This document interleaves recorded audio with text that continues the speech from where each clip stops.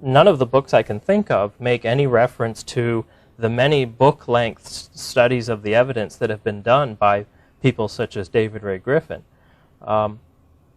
Even if you don't agree with everything in Griffin's analysis, there are parts of it that are undeniably legitimate and deserve to be examined by scholars. So there's clearly an intention there to simply avoid the discussion altogether.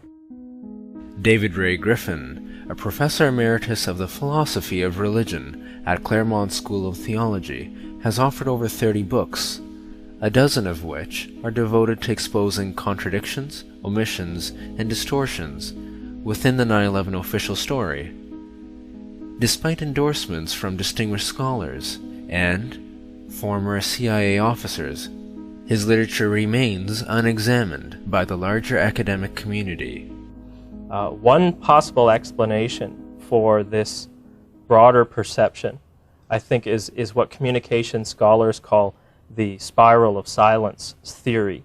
The spiral of silence addresses this basic question: are we more willing to express our beliefs when we perceive support for those beliefs, and less willing to disclose them when we think they are not widely shared?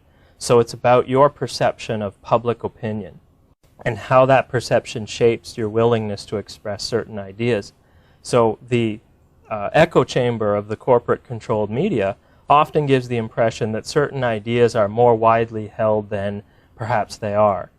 If you look at the public opinion polls regarding 9/11, there was a global opinion poll done that showed only 46% of respondents believed Al-Qaeda were behind the 9/11 attacks.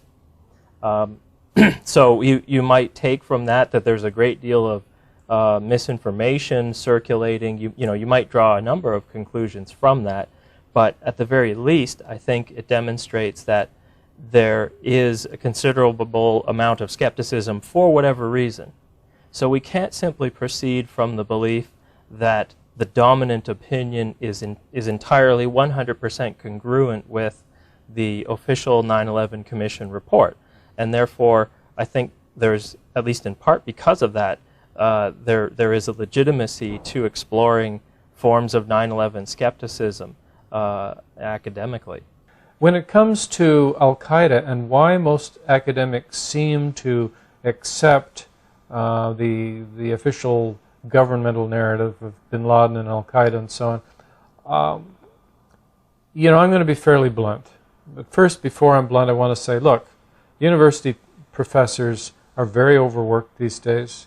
They tend to teach huge numbers of students. They have to publish. They have to do this and that. So many of the reasons why they haven't caught on are quite mundane. They're run off their feet. They're supposed to be specialists in there. They don't have time to just read around. Most of them have read almost nothing on 9/11 because they're too busy doing other things. So there's nothing very complicated there. It's not like they're doing something evil. It's like most people in society. They haven't taken the time or had the time to look into it. Having excused them a little bit in that way, I'm now going to be quite critical. I'm going to say that I think the main reasons they accept the official story are timidity and laziness. Timidity because, it takes a certain intellectual courage to question a story that's being promoted so heavily by almost every government in the world and by the mainstream media and by most academics. The mainstream media, especially since 9/11, labeled skeptics of official stories as conspiracy theorists in the pejorative sense of the term. The larger academic community has also maintained this approach in its discourse and publications. And you'd think universities would be smart enough to see through vilification and thought stoppers like conspiracy theory. But for the most part, they don't. They don't. Conspiracies are people getting together to decide how to commit crimes or immoral acts. And moreover, 9/11 was obviously the result of a conspiracy. Somebody conspired. Maybe it was Al-Qaeda, maybe it was somebody else. So it's quite silly to dismiss this as a conspiracy theory. And yet, unreflectively, without thinking about it, they use this. And I even think that the term conspiracy theory works especially well in universities, perhaps even better than outside universities, because university people have a tendency, I'm afraid, towards arrogance, that in other words, people outside the university believe all kind of nutty things. You know, they think Elvis is still alive or UFOs are here or whatever. But we in the university have critical thinking, so we're disciplined thinkers. We would never believe that. So we in the university know that history is a very messy thing.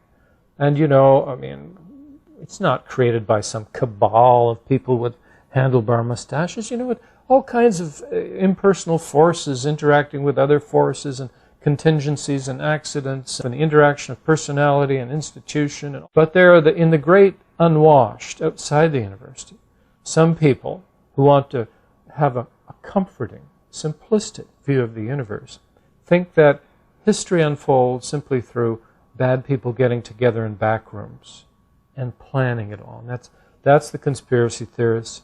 And we, therefore, are above that. And when we call someone a conspiracy theorist, we're not just calling them an idiot or a moron, though if we get really angry, we'll do that too.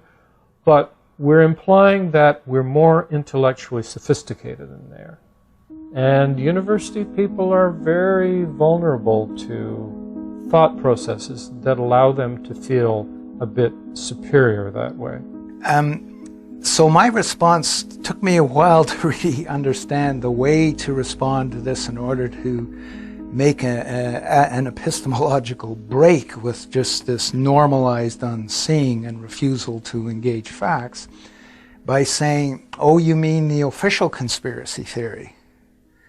And that has worked very well in terms of then turning the table, so to speak, so it now becomes the onus is on the person who's brought up conspiracy theory to justify the most prominent conspiracy theory of all. Official conspiracy theories and false flag terrorism plans remain largely unexamined by universities. After nearly 40 years, Operation Northwoods was declassified.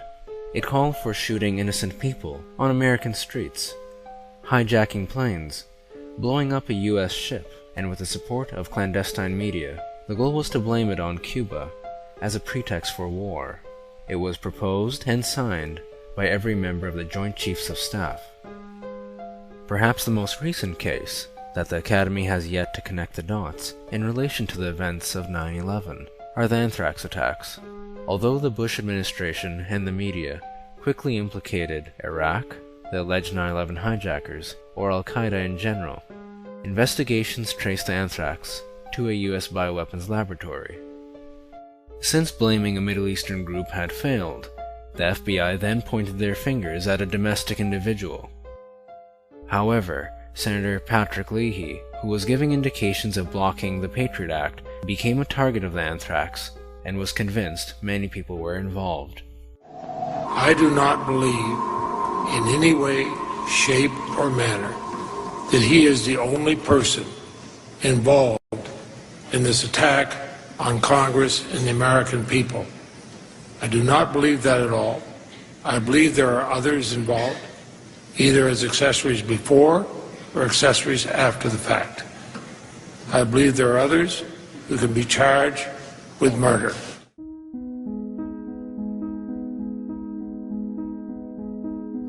Okay, that somehow we're not going to look at that alternative story. It's going to be forbidden. So here's where we get into taboo. It's forbidden. It is untouchable. It is unmentionable. It is dirty. It sullies you.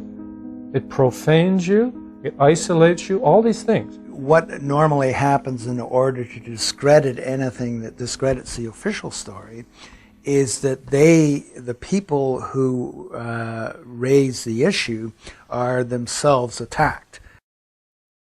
The taboo against knowing the facts is here encoded into the identity structure itself.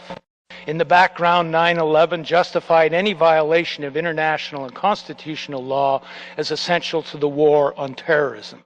John McMurtry, a professor of philosophy of international renown, became one of the first academics to publicly question the official story of 9/11 and presented a paper entitled Why is there a war in Afghanistan, 2 months after 9/11, in which he asked the question, who benefits from the attacks? Within the next 2 days, the Wall Street Journal called him Osama McMurtry.